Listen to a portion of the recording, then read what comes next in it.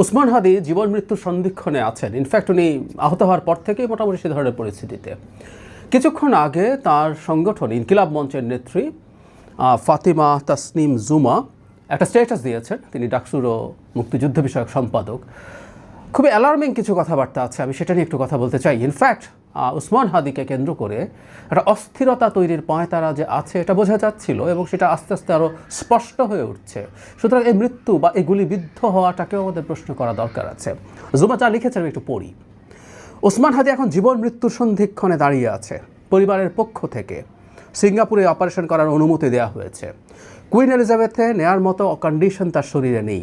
আপনারা দোয়া করুন আল্লাহ যেন তাকে হায়াতে তাইয়্যিবা নসিব করেন।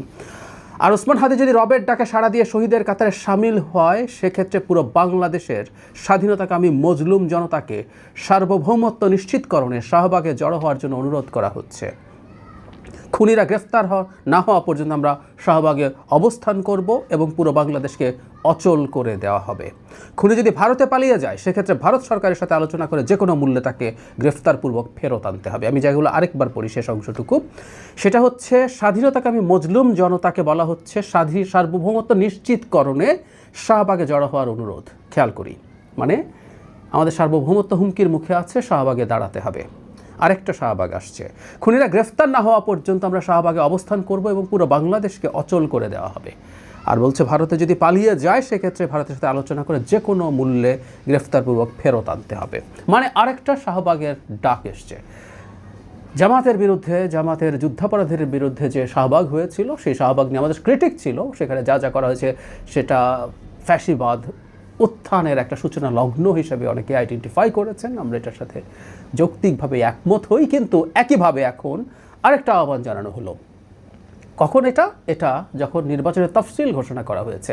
তফসিল ঘোষণার পর নির্বাচন কমিশনকে এবং সরকারের দিক থেকে এটা আমরা বলতে দেখেছি যে তফসিলের পর জমায়েত, বিভিন্ন জায়গায় সমাবেশ জমায়েত তারা হতে দেবেন না। এটা নিশ্চিতভাবে নির্বাচনী যে পরিস্থিতি আছে সেটার জন্য হুমকি স্বরূপ। কিন্তু অলরেডি আহ্বান করা হয়েছে। মারা যাওয়ার আগেই হাদি এখনও মানে বেঁচে আছেন। উনি আসলেই প্রথম থেকে উনি বেঁচে থাকবেন এই পরিস্থিতি ছিল না, এটা খুবই নগণ্য সম্ভাবনা ছিল। তো ওনার এই অবস্থাটা ছিলই, ওনার এখনও ডেথ ডিক্লারেশন হয়নি, কিন্তু তার আগেই তিনি যদি হন প্রস্তুতির আওয়াজ বা আলাপ তুলে রেখেছেন জুমা। এই ধরনের খুবই ইমোশনাল জায়গায় দাঁড়িয়ে কথা বলা খুবই কঠিন, কারণ ওসমান হাদির গুলিবিদ্ধ হওয়া ঘটনা বাংলাদেশের প্রত্যেকটা মানুষকে আহত করেছে। আওয়ামী লীগের কিছু সিম্প্যাথাইজার ছাড়া, আওয়ামী লীগ করা লোকজন ছাড়া, এর বাইরে প্রত্যেক, এমনকি যারাকে তারা প্রকাশ্যে ক্রিটিকও করেছে তাদেরকেও করেছে। কিন্তু তাকে কেন্দ্র করে ভারত বিরোধিতা আছে।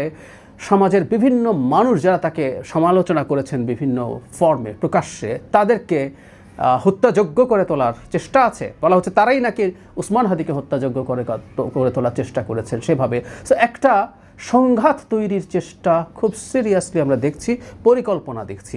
এখন তার সাথে দেশ অচল টচল করে দেওয়া, শাহবাগ করা, এগুলো প্রত্যেকটাকেই আমরা বলবো নির্বাচনকে বানচাল করার সাথে জড়িত হয়ে পড়ছে। হাদি যদি চলে যান, খুবই মর্মান্তিক ব্যাপার। এবং আমি ধারণা করি এই ধরনের ঘটনা আরও ঘটতেও পারে। কিন্তু আমাদের যদি দেশকে আমরা ন্যূনতম ভালোবাসি, দেশের সার্বভৌমত্বের আলাপ জুমা করছেন, উনি যদি দেশের সার্বভৌমত্বে বিশ্বাস করে থাকেন, ইনকিলাব মঞ্চ বা অন্যরা যদি বিশ্বাস করে থাকেন, তাহলে উচিত হবে এই প্রত্যেকটা শোককে বলি না আমরা শক্তিতে পরিণত করা, যে আমরা অন্তত নির্বাচনকে হ্যাম্পার্ড হতে দেব না এই কোনো ঘটনার মাধ্যমে। আরও যদি ঘটে, গণঅভ্যুত্থান পরবর্তী সময়ে আনস্টেবল অবস্থা প্রত্যেকটা দেশে হয়েছে, এই সরকারের ব্যর্থতা আছে, এভরিথিং ইজ অল রাইট, সরকারের উপর আমরা চাপ তৈরি করব, চাপ প্রয়োগ করব, এই ঘটনার যেন রিপিটেশন না হয়। একজন হাদিকে আমরা ফেরত পাবো না, হাদিরা যখন তখন জন্মায় না, এটাও আমি বিশ্বাস করি। কিন্তু তারপরও এটাকে কেন্দ্র করে একটা অস্থিরতা তৈরির যদি চেষ্টা হয়, সেটার বিরুদ্ধে আমরা দাঁড়াবো। ঝুঁকি থাকলে থাকুক, এতে যে কোনো রকম ট্যাগিং হলে ট্যাগিং হোক, আই ডোন্ট কেয়ার, আমাদের যার দাঁড়ানো দরকার আছে। কিন্তু যারা এই ধরনের অস্থিরতা তৈরির অন্তত চেষ্টা করছেন, ইচ্ছে হোক অনিচ্ছায় হোক, অতি আবেগে হোক, তারা একটু শান্তভাবে ভাবুন। আর না হয় একটা কনফ্রন্টেশনের পরিস্থিতি আসলে তৈরি হয়ে যাবে, যেটা এই দেশের কারো জন্য ভালো হবে না। এটা তারা এখনই বুঝে উঠতে পারছেন না।